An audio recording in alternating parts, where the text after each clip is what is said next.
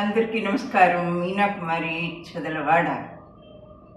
ఈరోజు మనం కృష్ణ ప్రేమ అనే విషయం గురించి మాట్లాడుకుందాం. ఎలా అంటే మనం పూజ చేయడానికి కూర్చుంటాం. కూర్చున్నప్పుడు ఏమవుతుంది, ఆ కృష్ణ ప్రేమ, కృష్ణ భగవానుడే కాదు, అసలు పూజా మందిరం దగ్గర కూర్చుంటాం. అప్పుడు ఏమవుతుందంటే మనసు చంచలమైంది కదా, అటు ఇటు ఇటు అటు వెళ్ళిపోతూ ఉంటుంది. అప్పుడు మనం మంత్రంతో కొంచెం కంట్రోల్ చేసుకోవచ్చు. మంత్ర బలం కంటే, అంటే సంఖ్య, నేను 1,00,000 చేశాను లేకపోతే ఇట్లా సంఖ్యాబలం కంటే ప్రేమ బంధం, ప్రేమతో నా దేవుడు, నేను పూజకి వెళ్ళాలి, నా దేవుడిని నేను స్మరించుకోవాలి అనే ప్రేమ బంధం, దీంతో భగవంతుడు మనకు చాలా దగ్గర అవుతారు. ఎలా అంటే ఒక ఉదాహరణ చెప్తాను. శ్రీరాముడు అరణ్యవాసం చేసేటప్పుడు ఆయన వైపు అనేక చెట్లు, ఆకులు, లతలు, తీగలు, పువ్వులు అన్నీ చూసేయటం.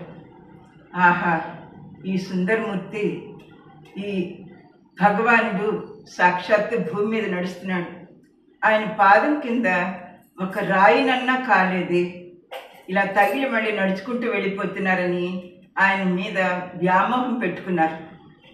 అన్నీ గ్రహించారు శ్రీరాముడు. మీ కోరిక తీరుతుందని చెప్పారు. ఎందుకని? అది ప్రేమతో చేసినటువంటి ఆర్తి.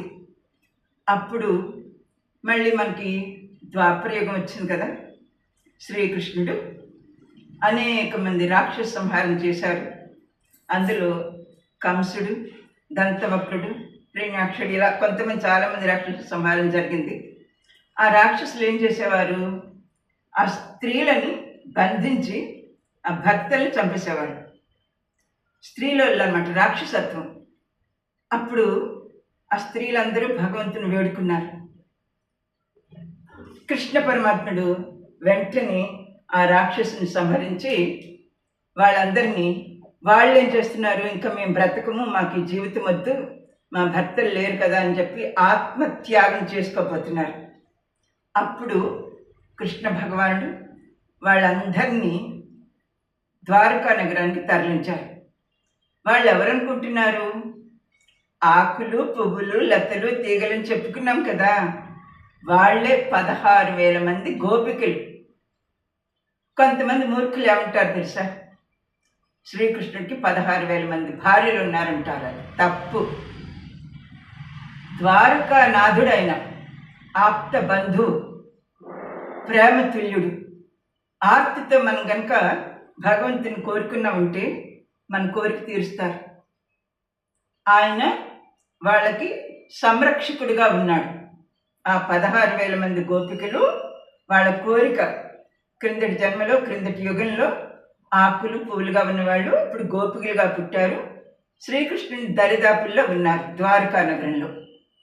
వాళ్ళు ఏమో స్తుతించారు తెలుసా, నీవే తల్లివి తండ్రివి, నీవే నా తోడు నీడ, నీవే సఖుడవు, నీవే గురుడవు దైవము, నీవే నా పతియు గతియు నిజముగా కృష్ణ అని ధ్యానం చేశారు. ఇక్కడ పతి అంటే ఏంటి, భర్త కాదు, ద్వారకానాథుడు, ద్వారకను పరిపాలించేటువంటి ఒక రాజు సంరక్షణలో మేము చేరాము అనుకున్నారు. ప్రేమ అనే విషయం గురించి మళ్ళీ ఏమిటి, రాధాదేవి ఏం చేసింది, శారీరక బంధం కాదు, స్నేహ బంధంతో శ్రీకృష్ణుడికి దగ్గరైంది. ఆ తర్వాత అర్జునుడు కూడా సఖుడవు అన్నాడు. అది కూడా స్నేహబంధంతో డ్రైవర్గా, అంటే ఏంటి, రథసారథిగా మహాభారత యుద్ధంలో శ్రీకృష్ణుడే స్వయంగా వచ్చారన్నమాట అర్జునుడి దగ్గరికి. అలాగే ఈ శ్రీకృష్ణ అవతారం పరిసమాప్తి అయ్యాక ఈ గోపికలందరూ ఏం చేశారు, ఆ బృందావనంలో చెట్లు అయ్యారు మళ్ళీ. ఈ విధంగా ఈ కృష్ణ ప్రేమ అనేది ఇలా రుజువైందనమాట. నా వీడియో మీకు నచ్చినట్టయితే like, share and subscribe. Meena Kumari Chadalavada.